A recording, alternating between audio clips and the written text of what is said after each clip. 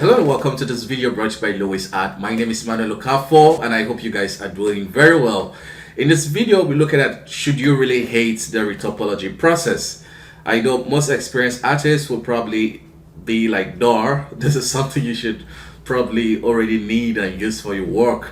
But for artists starting out, this is a question that we keep asking, and at this point it's probably a myth that all 3D artists hate the retopology process. So that's what we're trying to understand in this video. So let's get started. Retopology is the process of simplifying the topology of your mesh to make it cleaner and easy to work with.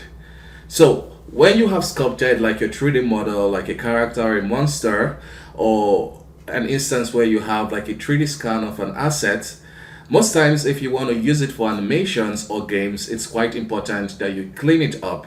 So that might be determined by if you want to animate it or you just need it to be simplified.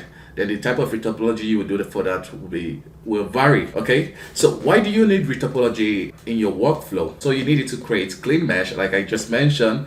It's quite great for game asset because it saves on memory and it allows the game to have more assets. Because they kind of work on the budgets with stuff like that, so they tend to go with lower geometry counts so that they don't overcrowd the scene. Also, it helps with the edge flow. So by edge flow, I mean like just the basic topology of your model, like the face, where you have just a nice edge flow around the mouth area. It helps for creating great smile. Likewise for the blink, just edge flows. So the advantage of this, it helps for rendering.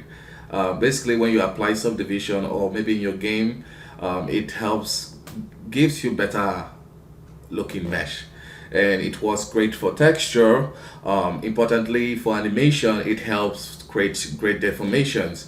Like I mentioned with the mouth example, it's great for that. Okay, so the next, it can also be part of the modeling process, which is something most of us don't really consider. We see retopology as just the process of cleaning up our geometry, but the fact is you can still use it in your modeling process, because sometimes when you sculpt, there are some forms and shapes that you can't really get right.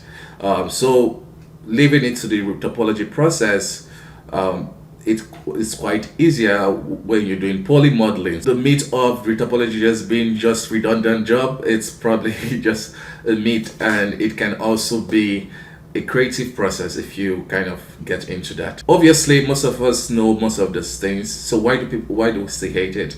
So there are a couple of reasons why we still do. The most obvious one is it feels like it's a redundant process. Basically, after you sculpted your character or probably kit bash your model with booleans and stuff like that, you still need to recreate the model but in a cleaner version, so it feels redundant. And like basically why I said it's like monkey jobs, just repetition, doing the same thing over and over again is definitely not fun. So most of us kind of dread it, and I think that's where the whole myth started.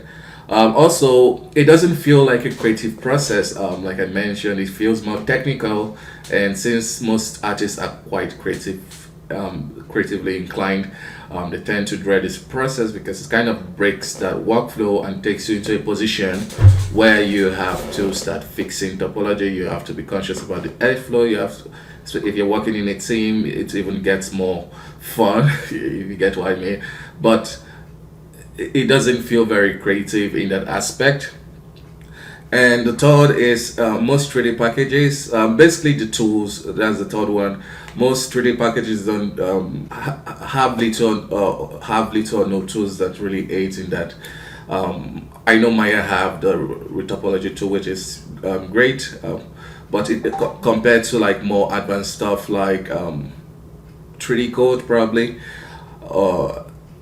most 3D packages don't really cater to that. They cater more to the modeling process, which is also cool. Blender is also like that. We have little no tool for retopology, which is probably something to work on in the future. So how can we view retopology in a different lens? So like I said, retopology can be part of your modeling process, hence a creative medium. So you can also use that for modeling, so you don't always dread it. You can just sculpt stuff quickly and leave some things to fix and clean up in your topology process. Also, the redundant process, as much as it is inevitable, this is quite important because it will pay out big later for you, especially if you're creating an animation. For example, you want it to have the right edge flow, so this is something that solves that problem for you at that moment. And it's great for texture, and it's great when you apply the division modifier. It's great for so many instances, just the redundant process. So it's just like a necessary evil which you have to deal with, but it pays out big. Also, the last step we'll talk about is the tools you can use for the retopology process. So, like I said, most 3D packages don't really cater specifically for the retopology, so it's something you have to kind of use different tools to make it work. I use Blender primarily, so the tools I know is kind of the most popular one, which is the Retopo Flow. It's quite great, but with Retopo Flow you have to kind of learn a new workflow, and hence I kind of it makes me dread the process somewhat, but it's a great tool. I'm just speaking for myself, and because of that process I had to even create mine. It's not like something groundbreaking. It's just a combination of different tools in Blender and kind of some enhanced features that helps you with that. So that tool I created is called Retopo Material, in short Retopo Mat. So you can find all of that in the description in case you want to just check it out and see what I'm talking about. Basically, it helps you in the retopology process by giving you very great visualization. It provides you with a very intuitive projection technique. You have access to quick tools like quick mirror, quick stuff, and all of this is just set up for you automatically. So it's just repetitive tool tasks that I have to do over and over again, that I just put in one tool so that it can be helpful. But now I want to share it with you guys so you can check it out if you want. So in conclusion, if retopology is something you've always dreaded for the longest time, try to look at it with a different lens. It can actually be something you come to look forward to doing, apart from the redundant part, of course. But for the rest of your workflow, this is something important that you need to improve your work tremendously. If you're not liking how your render looks most times, and you don't retopologize your mess, you probably want to consider it. I mean that it's not just black and white, because some cases you might just want to kind of showcase your work. You probably don't need it for animation. Then in that case, you probably get away without retopologizing it. But when in a situation where you want to have so much control how everything looks, you need a clean mesh. That's just the fact. Yeah, so that will be it for this tutorial. I mean, I know this is a different format from what I usually do. If you enjoyed this video, please give this video a thumbs up, and if you wish to see more from me, please hit the subscribe button. Thank you so much for watching. Bye bye for now. See you next time.